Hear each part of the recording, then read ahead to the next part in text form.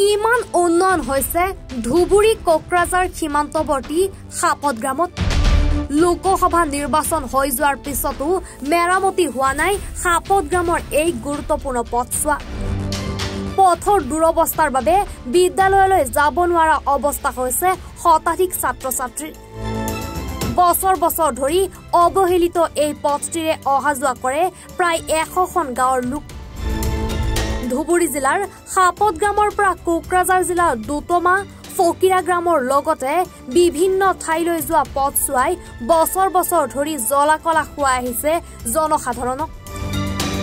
উল্লেখযোগ্য যে পথটোৰ দুৰৱস্থাৰ বাবে প্ৰায় সংঘটিত হয় সৰু বৰ দুৰ্ঘটনা পথছোৱাৰ জৰাজীৰ্ণ অৱস্থাৰ বাবে ব্যাহত হৈছে এম্বুলেন্স সেৱা বিভাগীয় কৰ্তৃপক্ষক কেইবাবাৰো অৱগত কৰাৰ পিছতো কোনো ধৰণৰ গুৰুত্ব প্ৰদান নকৰাৰ অভিযোগ 2 কিলোমিটাৰ আহা যোৱাৰ কাৰণে তো আমাৰ ৰাইজৰ অসুবিধা আছেই মোৰ আগতীয়াকৈ মোৰ ছাৰে ক'লে বিশেষকৈ চাপৰগ্ৰামৰ পৰা যিটো road Chapargram to Dotma to Barkanda road চাপৰ মানে ৰাস্তাটোৰ নাম কিন্তু চাপৰগ্ৰামৰ পৰা আমি জেনেৰেলি আমি যেতিয়া যাওঁ কোকৰাঝাৰ হস্পিটেলত যাওঁ চাপৰগ্ৰামৰ পৰা তেতিয়া আমি এইটো ৰাস্তাৰে যাওঁ ফকিৰাগ্ৰাম জংচন বুলি আমি যদি ট্ৰেইন এখন ধৰিব লগা হয় গুৱাহাটী বা শিলিগুৰি যিকোনো ট্ৰেইন ধৰিব লগা হ'লে ফকিৰাগ্ৰামত যাব লগা হয় নিয়াৰেষ্ট ইয়াৰ চাপৰগ্ৰামৰ পৰা 9 কিলোমিটাৰ কিন্তু এইটো ৰোডেদি আমি অহা যোৱা কৰোঁ বিশেষকৈ দুখৰ বিষয় আমাৰ ইয়াত যদি কোনোবা এটা পেচেণ্ট ডেলিভাৰী পেচেণ্ট বৃদ্ধ পেচেণ্ট কোনোবা হস্পিটেলত নিব লগা হয়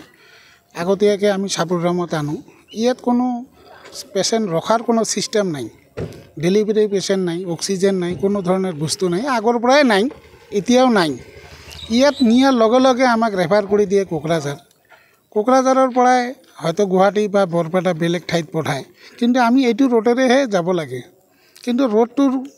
বিষয়ে মই টাউন কমিটিৰ চেয়াৰমেনক বহুতবাৰ অনুৰোধ কৰিছিলোঁ এই কেইদিনমান আগত বৰষুণৰ টাইমত ৰোডৰ যিবিলাক পানী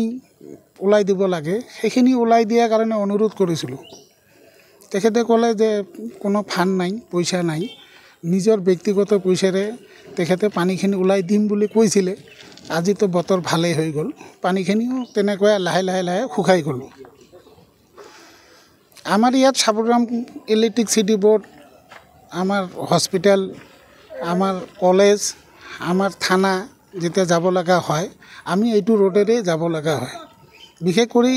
ধুবুৰীত যদি হস্পিটেলত কোনোবা পেচেণ্ট এমাৰ্জেঞ্চি যাব লগা হয় তথাপি আমি এইটো ৰোডেৰে যাব লগা হয় এইটোৱে মোৰ চৰকাৰৰ ওচৰত অনুৰোধ যাতে কি প্ৰব্লেমত ৰাস্তাটো হোৱা নাই তদন্ত কৰি অনতি পলমে ৰাস্তাটো যাতে আমাক পকীকৰণ কৰি দিয়ে বিশেষ কৰি হেমন্ত ছাৰো যাতে স্পেচিয়েলি এইটো চকু কাণ দিয়ে এইটোৱে আমাৰ অনুৰোধ আৰু নমস্কাৰ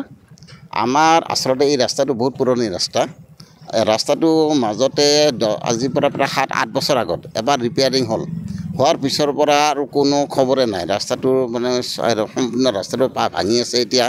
ভাঙি থকাৰ কাৰণে প্ৰথমতে হৈছে আমাৰ ইয়াতে যদি বেমাৰী নিয়াটো খুব অসুবিধা তাৰপিছত হয় চাপৰগ্ৰাম আমাৰ এইটো হৈছে আগত আছিল 1 নম্বৰ ৱাৰ্ড এতিয়া 3 নম্বৰ ৱাৰ্ড হৈছে আমাৰ বজাৰৰ পৰা 3 নম্বৰ ৱাৰ্ডলৈকে ৰিক্সা ঠেলা বা টটো এইবিলাক নাহে যদি কৈছে নন্দীপাৰাত আহিব লাগে ৰাস্তা বেয়া আমি নাযাওঁ গতিকে আমাৰ পেচেণ্ট আনা বিশেষকৈ পেচেণ্ট বুঢ়া মানুহ এইবিলাক আহোঁতে খুব কষ্ট হয় কিন্তু আমি আমাৰ প্ৰশাসনক আমি বাৰে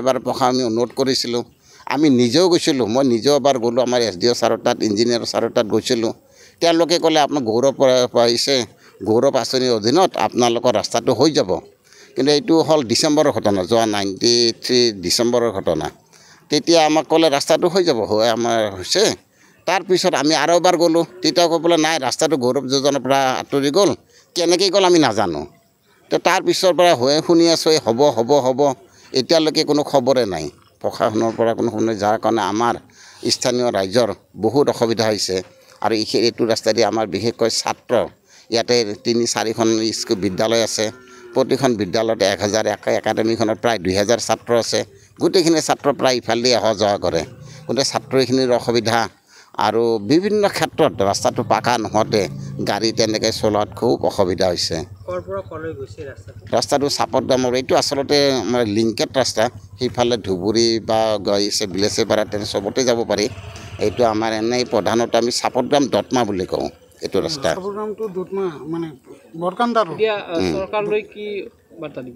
আমি চৰকাৰক এইটোৱে অনুৰোধ কৰিম বোলে আপোনালোকে আমাক অনতিপলমে ৰাস্তাটো পকীকৰণ কৰি দিব লাগে আৰু ৰাস্তাটো হৈছে পকীকৰণৰ কাৰণে যিখিনি ব্যৱস্থা এই ব্যৱস্থাটো অতি সোনকালে ল'ব লাগে এয়ে আমাৰ স্থানীয় ৰাইজৰ দাবী তথা অনুৰোধ সাপতগ্ৰামৰ পৰা আব্দুল হামিদৰ ৰিপৰ্ট এনি ভাৰত 24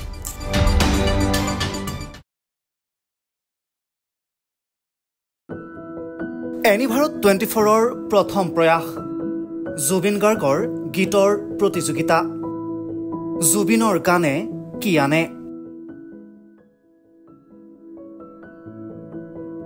অডিশ্যনৰ বাবে যোগাযোগ কৰক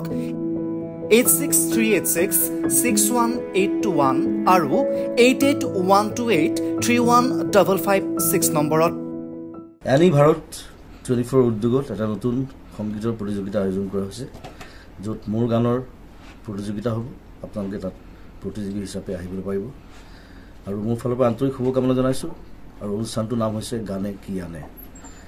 সকলোকে মৰম জনাইছোঁ সকলোৱে আহক ইয়াত অংশগ্ৰহণ কৰক thank you very much love U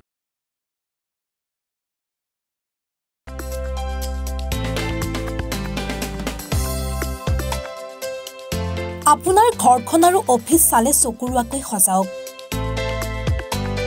আজি আহক সকলো ধৰণৰ অত্যাধুনিক ফাৰ্নিচাৰৰ বাবে সিটি ফাৰ্নিচাৰ 6 মাইল গুৱাহাটী আমাৰ ঠিকনা 6 মাইল পাঞ্জাবাৰী ৰোড পুৰবিদাৰীৰ সন্মুখত গুৱাহাটী আমাৰ যোগাযোগ নম্বৰ 9435013969